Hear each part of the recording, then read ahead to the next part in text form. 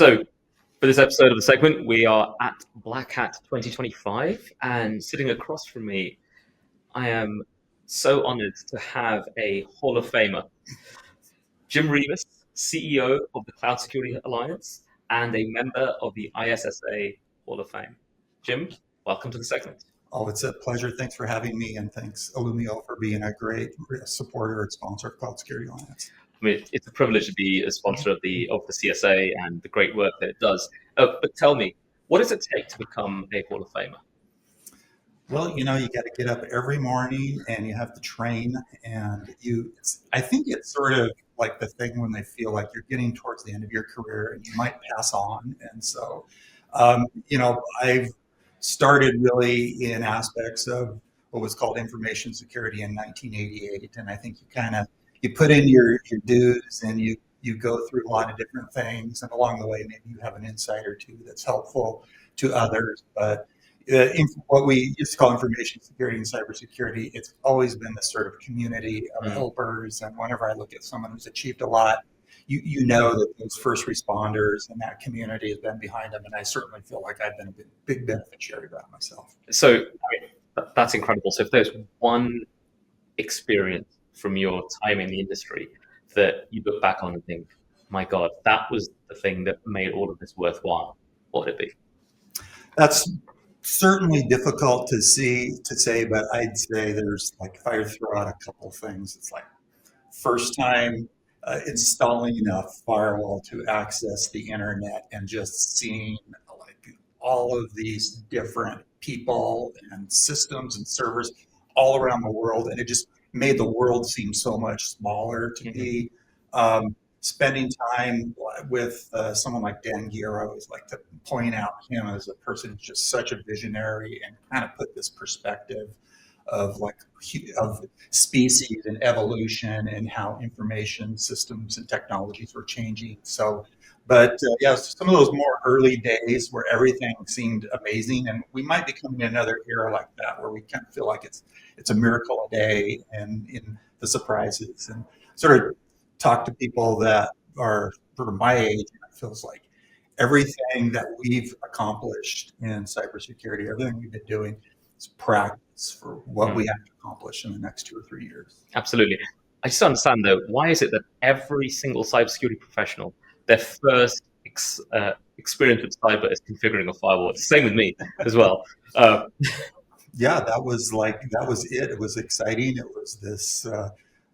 We started with the internet, and it was like some early adopters started using it and said, "Oh my God, I'm on this internet, and it's like connected to everything." And they're the castles. We had to start building the first castles. And so those were exciting. Absolutely. And still here, 20, 30, 40 years on, we're still securing ourselves from the internet. Yep. Yeah. I think that it's very complex. This is a huge industry now, but we've got to go back and make sure our first principles are really sound, and we think about, like, who are the adversaries, what are the risks that we have, what are the threats, what do we think about in terms of protecting our crown jewels, and looking at managing breaches and things, because you get a lot of nomenclature in the industry on like a lot of the complexities. And I think with things like AI, we're going to get back to first principles and what are we really here trying to accomplish. Yeah, absolutely. So let's talk about the Cloud Security Alliance, the CSA, founded in 2009, probably ahead of its time, because adoption of cloud was so much in its infancy, and the concept of cloud security is probably still a couple of years behind. When you look forward from there or look back now, like, how have you seen the evolution of cloud security from those early days to now? Yeah, so when you see a big trend coming, you can be very certain about it, but the difficulty is knowing when it's going to happen. And back in those days, you could see this power of compute essentially becoming a utility instead of like servers that you had to go personally set up. And you could see that was going to be significant, but it's hard to know how long that sea change is going to be. But what we knew, and we need to be proactive, and you need to think about solving tomorrow's problems today if you want to be a successful thought leading organization. And so we knew that we're going to need defensible best practices for risk management, for controls, for compliance, and all these sorts of things.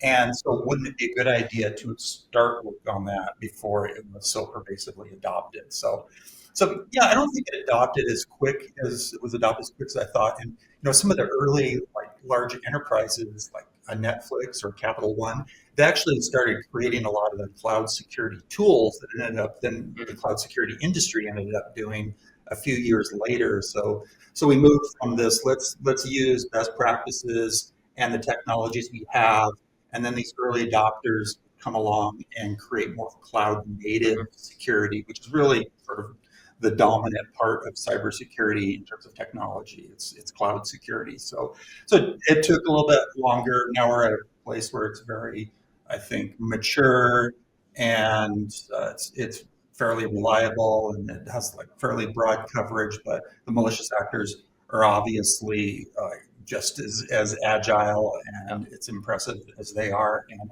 as this really merges with AI, then it's cloud is sort of the foundation of that. I like to say that really cloud and AI, they got together and had a baby and named it Chat GPT.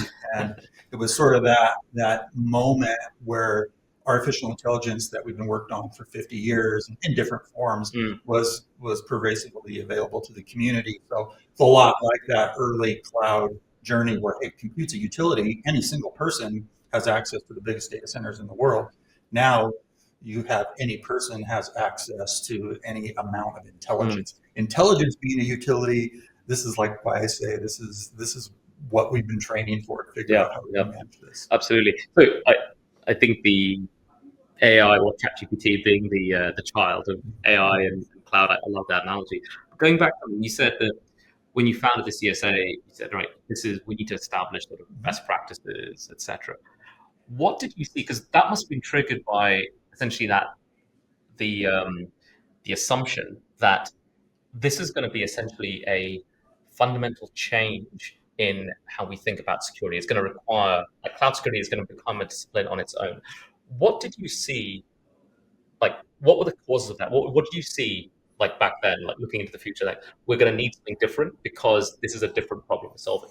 Yeah, when you move compute to a utility, essentially, you're segregating the owners of the information from the physical storage of it, and so this bifurcation that is just hugely significant. I won't say that we've got it right now, but that was like very obvious that you had to think a lot more virtually about the controls, and then you had some of these like very early adopters that were saying, hey, I need to do this new drug discovery analysis, and normally that's going to take 6 months and millions of dollars. We've got to get new compute. And like this new thing, AWS, I was able to do that in a couple hours for under $100. So that real sense of emergency sense of urgency. But that is sort of the key thing. It's that segregation that said, yeah, we have to go from a lot of these physical hardwired sorts of securities like firewalls and everything need to like operate in more virtual environments. Yeah, I like to sort of simplify it, saying the fundamental difference between cloud security and data center security is that in cloud, any single resource is a single misconfiguration away from being accessible on the internet, which is why like your focus on it and the way you think about it has to be so different to how you think about data center security. Yeah, and there's been things like very recently, like the CISO of JP Morgan Chase has talked about, hey, we are really worried about the systemic risk that large cloud providers, like one goes down, it doesn't just impact us. Like if we had a failure in our own data center, it impacts the entire world. And so we've got a lot of work to do and sort of reestablishing like a lot of that sort of redundancy and very granular types of like permissions that we can go do. And so it's a race that we need to go do. And when I started in this was just sort of an odd area. Then it kind of became national security. Now it's like the most important part of a nation's security posture, cybersecurity. So stakes are high for us to go figure this out. Yeah, absolutely. So again, sort of natural evolution, and you spoke about it, about that sort of coming together of cloud and AI, giving birth to ChatGPT et al.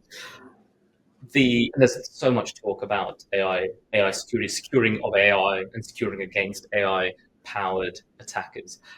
How do you split these two, which I think are different problems, and your approaches to that? Well, you have to be aware of like all the different implications, obviously, of AI. But so I think it's really helpful to go to sort of these first principles where you think about like, what is the data that I need to protect. So it's a lot of thinking about how do we protect the information. Then so we're obviously thinking a lot about egress, filtering, and we're thinking about usage of AI and maybe our own models, those sorts of things. So very much a data governance sort of thing. What are the risks? Because not only can people attack you by maybe manipulating AI systems like prompt injections and things, and corrupting it, data poisoning, but they can also just use it as designed and create deep fakes and then bypass our multi-factor authentication. So you got to also really think a lot about those threats and those, and then have different sorts of defenses there. Cybersecurity is going through this. Like, let's go reinvent our systems. How can we make a stock more efficient? How can we consume information in different contexts? So you see a threat report, you see a vulnerability report, you think you're okay, but then you maybe get information from a Zoom call, notes, or a Slack message that says, oh, actually, this system I think is innocuous, is going to have all our crown jewels next week based on some conversations. So it's really important to think pretty holistically about these different areas. We've most of what we have in cybersecurity, it's not honestly AI enabled yet, but it's having that governance, threats, risks, data protection idea, big picture for your organization, and doing a lot of experimentation and innovation to kind of understand how can we improve our organization, how can we improve our cybersecurity posture, and also how can we really understand how the malicious actors are going to be able to use this either by corrupting it or as is. So when you think, if I'd say to you, what would be, if you woke up, I mean, we're at Black Hat, right? If you could go away and say, okay, we were able to solve this key problem coming out of Black Hat, what would that be? The key problem to solve would be, I think we're really very much in this like education awareness side. So it's really interesting when you talk about like, the models and like emergent features. The very, very smart scientists and researchers that create these are often very surprised about how they operate and the things that they do.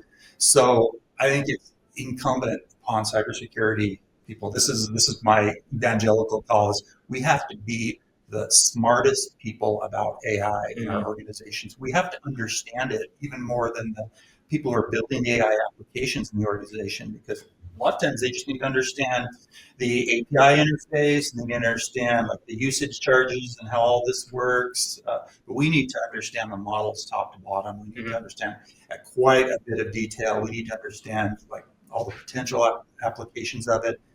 How you test software's got to be different. You can't create standard test cases. You got to think more about simulations and things like that. So that's the big thing. Is really we gotta learn and share, and that's what a Black Hat, even as chaotic as it is, and it gets more expensive and everything else. It's like we got to be here. We've got to network and communicate.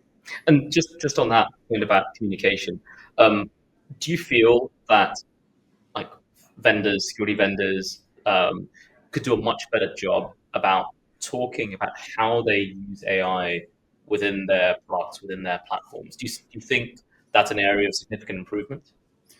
Yeah, I think that the world sort of more and more treats like protecting like those best practices as a routing error, and we're able to actually get a lot of that information. So, and that's kind of what we do is we have just a lot of the solution provider community and different working groups and things like that. And so you are seeing sharing. I mean, certainly if you're building some super secret patentable things, there's still a lot of that. But I think people are having more and more a better understanding of those practices. But we can always do more. The problem is that I find is people spent like time with ChatGPT, maybe, or the models like 6 months ago, and that's their vision how they work today. And it's amazing, like with not even with every model, but interim reinforcement learning and things like that, they operate very differently. So it's important just to have that continuous learning, continuous sharing, continuous discovery to like, let's communicate that. And